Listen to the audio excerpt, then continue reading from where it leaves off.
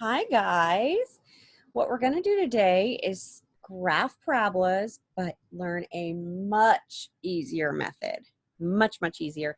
So we're going to be focusing on what we call vertex form. Okay. Oh, it's so much easier. I'm so excited to share with you. So they're pretty short notes, and then I'll show you some examples on IXL. So let's go ahead and scroll down and talk about it. So everything we've been doing with parabolas so far has been in standard form. We've been working extensively with A, B, and C. Now we're going to move to vertex form. Vertex form, when they give you a problem in vertex form, you should be like, yes, because it is easy peasy. Okay, when we give you a problem in standard form, finding your vertex takes work. You have to do your line of symmetry, x equals negative b over 2a. And you got to plug that back in and find your y value. Oh, so much work. But now that we're in vertex form, the vertex is actually given to you. Okay, so let me talk about some things. You'll see some letters here. So A is still your A value. Okay, so A tells you if it's a stretch or a shrink. And then it also tells you if it flips. Okay, so if it flips up or flips down. So the A value doesn't change. I'm going to put something funny here. I'm going to say it's slopish like. And I'll talk about that when we start graphing it. Now, H and K represent your vertex. Okay, so when you see whatever quantity in parentheses, the H is whatever X is subtracting or adding, and it's always going to be the opposite. So for example, I see a negative H here, so my vertex would be a positive H. And then my y value of the vertex is going to be the k value, and it is not opposite. Okay, so I have several examples. I have 8 for us to practice on this because I know it's a little funky at first. All we're going to do is identify the a value and then your vertex, okay? So let's go ahead and scroll down. All right, so here we've got our vertex. Now I'm going to go ahead and do the first 2, and then I recommend you pause it and you do the next 2. All right. You know, we got a lot going on with the A. Ooh, why would I do that? Let's undo that. We got a lot going on with A value, but that's okay. A is -3, so I can see that it flips down, okay? And then your vertex is going to be at, so see how it says x minus 2 quantity squared? So the x value is going to be +2. So whatever the x is adding or subtracting, you take the opposite. And then the y value is going to be just on the outside, so that would be a -4. So my vertex is at 2, -4. Okay, let's do the next one. So my a value is out front. That's -1/4. My vertex, okay, so the x value is whatever inside parentheses and what's being added or subtracted. So that's a -1, so it'd be a +1 on the inside, comma 4. Opposite of the inside, exact of the outside. Okay, why don't you pause it and try the next 2? Okay, so let's go ahead and identify everything here. So A is 1/4. So A is always just out front, nothing tricky. Your vertex is opposite of the inside, so that would be -4, and then an exact of the outside, +3. Can't believe I'm getting text. Don't they know that I'm working at 7:45 p.m.? That's what time it is. Working at all hours of the day, guys. Just want you to know that. I'm always here by email and trying to make the best videos I can and just trying to give you the best learning experience that you deserve. So you're worth my time. Okay, where were we? So my a value here is a is 1/4. And then my vertex is opposite of the inside, so that would be -5, and then exact of the outside, comma 2. Okay, so I'm gonna clear all this. We don't need that. And we're gonna scroll down. And of course, I'm gonna make the tricky one. So these last 3 are tricky. The first one you could nail, I'm sure. Why don't you try it and see what you can get on the last 3. These are the ones that trick people. All right, so A here is -2. And then my vertex is going to be opposite of the inside, so a -5, and then exact of the outside, -3. Okay, here my A value's out front. I don't see anything, so it's going to be a 1. Okay, A is never 0. And then your vertex, opposite of the inside, so that would be -2. And then the outside, there isn't anything. In fact, I want to take my drawing tool so my A value's here. That's always a 1 if you don't see anything. However, the K value, that's plus or minus. So what's happening here is it's plus a 0. So my vertex is at -2, 0. Okay. So now this next one, my A value is in front, so that would be -3. Now my vertex, there's nothing in parentheses here, nothing. In other words, it's basically doing x minus 0 quantity squared. Now we don't ever need to state a 0, so my vertex is at 0, comma, whatever's on the outside, 3's on the outside. So yes, I told you this one was tricky. I find that the less there is, the trickier it is. When they give you the A, H, and K and they're all there, it stands out. But as we start taking things away, it gets trickier. All right, here we have our parent function. Oh, it's the best thing of all. But there's nothing except x squared. So my A value is 1. Okay. And then your H and K, your vertex, well, it's not adding or subtracting anything that I can see, so that would be a 0. And then there's nothing on the outside, so that would be another 0. And that makes sense. Our parent function is at 0, 0, if you remember our many, many lessons on this. So there we go. All right, you guys have these notes, and what I've done is I posted the answers here for you as well, just so you have them. It's nice to have.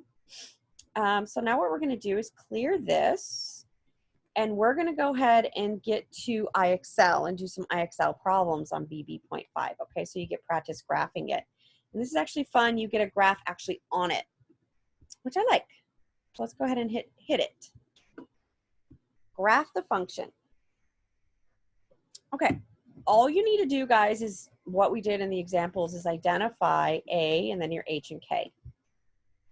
A is 2, and then H and K, well, it's not adding anything, so that would be a 0. Oops. And then there's nothing on the outside, so it would be 0, 0. Okay. Now remember how I said your A value is your slope-ish? A is, now I'm going to put slope-ish. And this only works, let me put it in star, only works when A is a non-fraction. Okay, so my A is 2, so I can actually treat it like it's my slope. So this is actually pretty awesome. I'm excited. So plot your vertex 0, 0.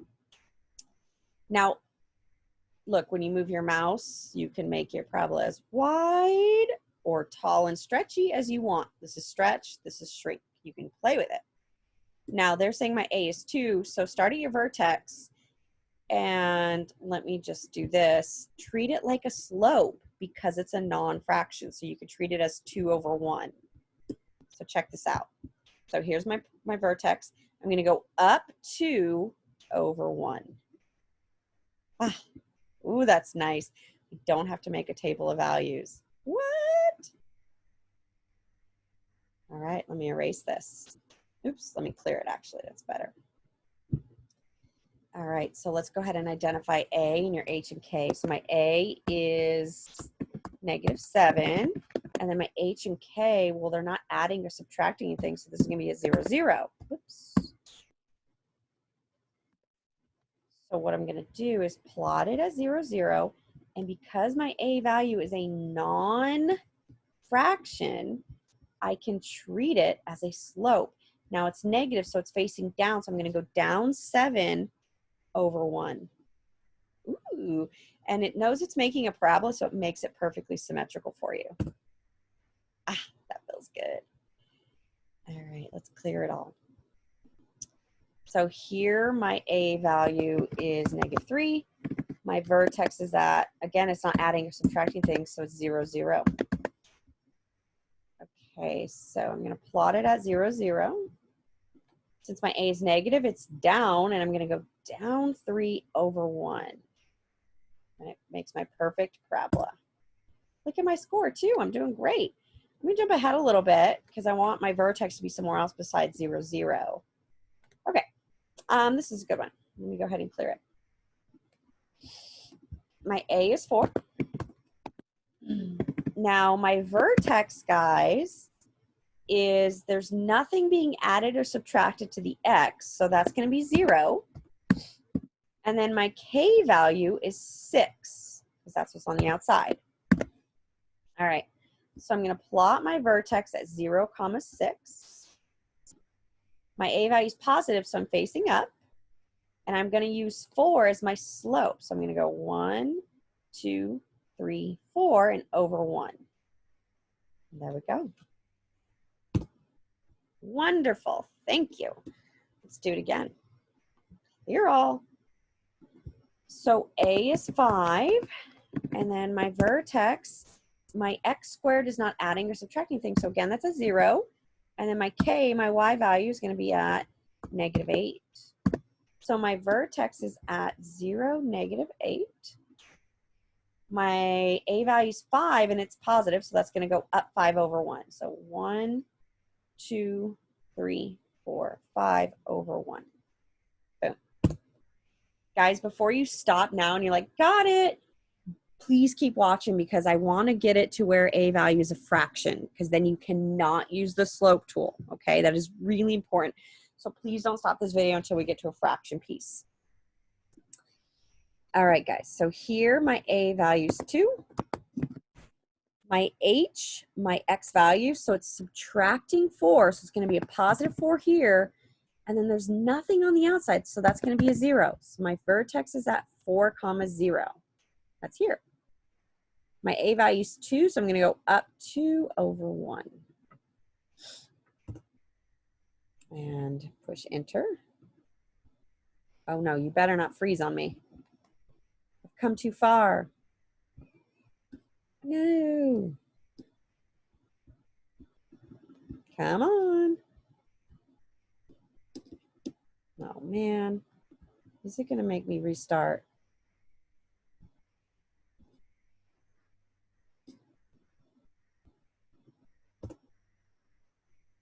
My husband must be playing video games.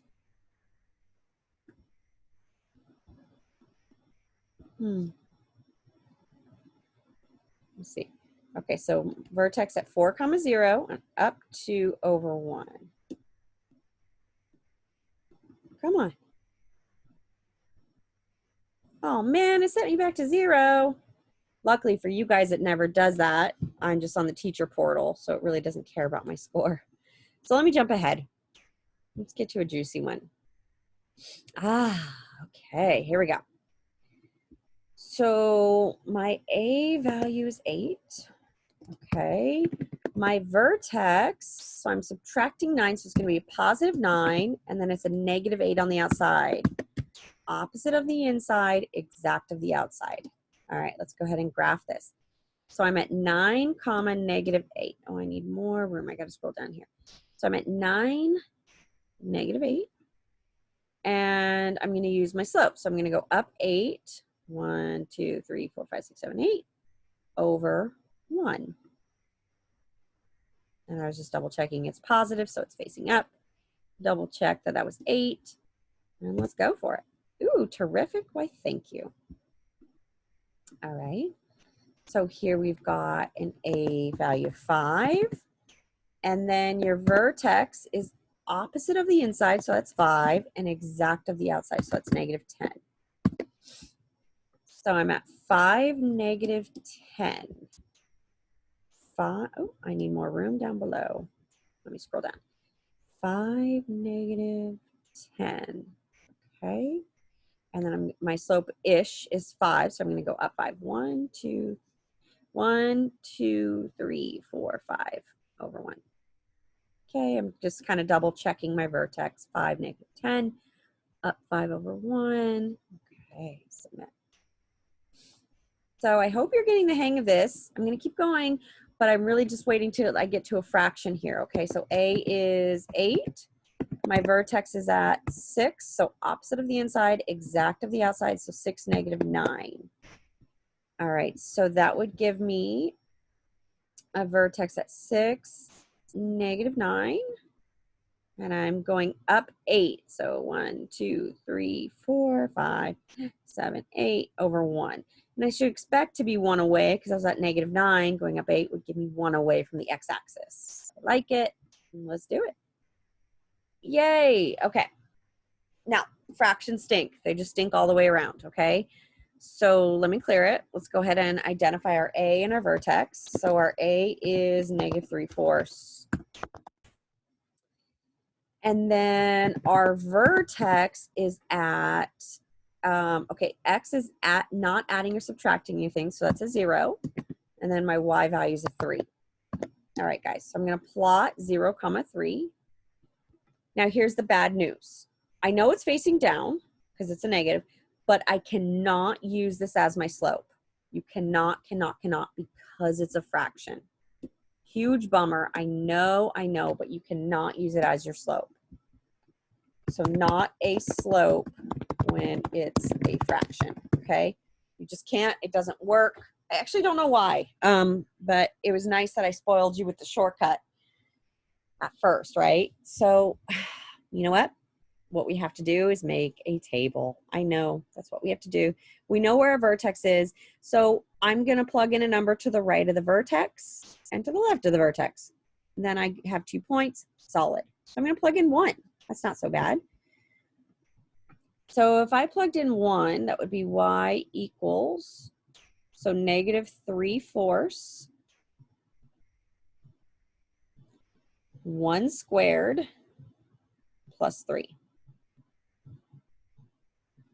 So then that would give me -3/4. 1 squared is 1, so who cares about a 1 when multiplying, and then plus a 3. All right, let me get a common denominator. So that would be times 4/4. So this would be -3/4 plus 12/4. 12 minus 3 is 9/4. Oh, wow. How am I going to plot 9/4? 9/4 as a decimal. 9 divided by 4 is 2.25. Okay, let me see if this will work. So when I plug, so I have another coordinate at 1, 2.25. So that would be like right here. Is it going to let me do it? Gosh, you know, I don't want to take the risk. I don't think it's going to let me do it. So you know what, guys? When I get an awkward number like this, I'm going to plug in a different number. So 1 wasn't a good number to plug in. Let's go ahead and plug in 2. So I'm just going to plug in the next number I can until I can get a solid point. Plotting 9/4 isn't really the easiest. So let me go ahead and plug in 2, okay? Because that's the next feasible thing. So f of 2. Whoops, undo. So y equals -3/4, and then 2 squared. You know, I already like 2 better because 2 is going to cancel out this 4 down here, and then plus 3. So 2 is already my better choice. Okay, so -3/4 times a 4/1 plus 3. All right, so that would, goodbye 4s. So this would turn into -3 plus 3. Oh, wow, I'll take it. That's a 0. So I have a point at 2, 0. Okay, so my point is at 2, 0. So let me fix it. It automatically makes it perfectly symmetrical, so I don't have to worry about plugging in a point on the other side. If 2 didn't work, I would have plugged in 3. If 3 didn't work, I would have plugged in 4. I would have just kept going until I got a nice number to plug in. All right, I'm crossing my fingers. Let me just double check my vertex, 0, 3. It should be facing down because A is negative.